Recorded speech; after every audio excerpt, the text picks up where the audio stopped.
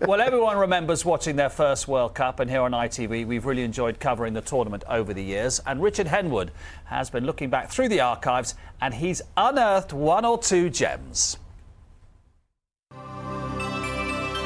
Stand by for 3 hours of World Cup action, and it all begins with World Cup on the ball. Good evening to you and welcome to the World Cup. Got another busy little programme coming up and we should be darting about all over the place. Tonight we ask the question, who will win the World Cup? Hello, Sun and Gravy. This is Cerny telling you who's going to win the World Cup.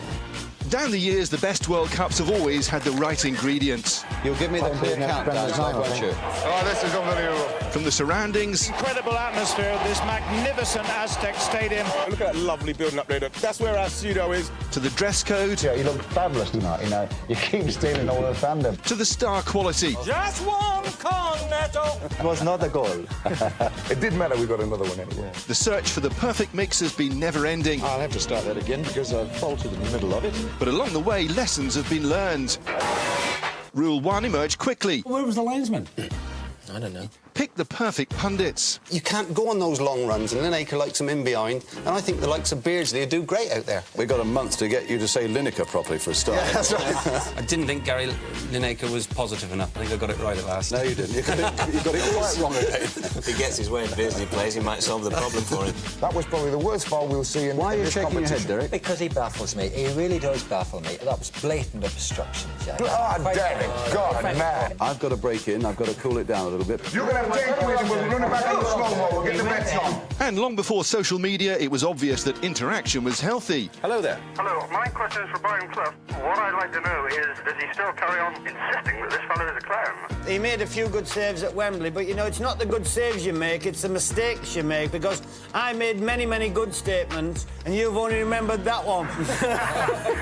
And ITV has always tried to bring innovation to the nation. Time to look into the crystal ball and wonder if Mexico 1986 will be the time that Charlie Nicholas joins the gods. And access all areas. A little bit disappointed we didn't get a win. And it's always been obvious that the experts were fans too. You look very carefully, you'll see an Argentinian called Ian Wright in the middle of that. We shall also be showing you some hilarious shots of what the panel get up to while a game is actually on. Go on, Wallace, son. Let him have it.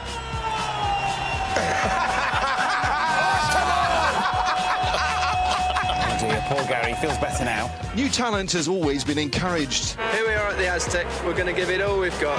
Be sure and join us here on ITV after the break. If tough questions were needed, they were asked. What size of feet do you have? Look like 7. Size, training shoe, probably about an 8. But otherwise, nobody took things too seriously.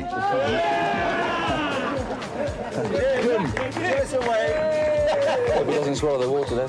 Keep it as straight as you possibly can, don't. 1, 2, 3, 4, 5, 6.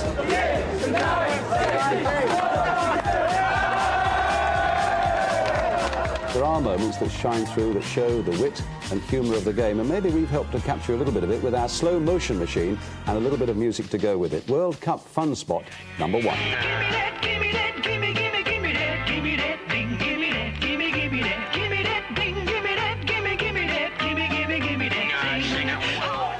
Oh, ridiculous. Oh, beautiful. Did you like it?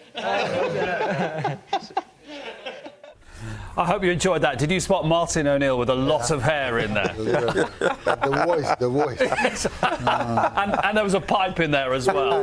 That shows the time. So that's the World Cup's past.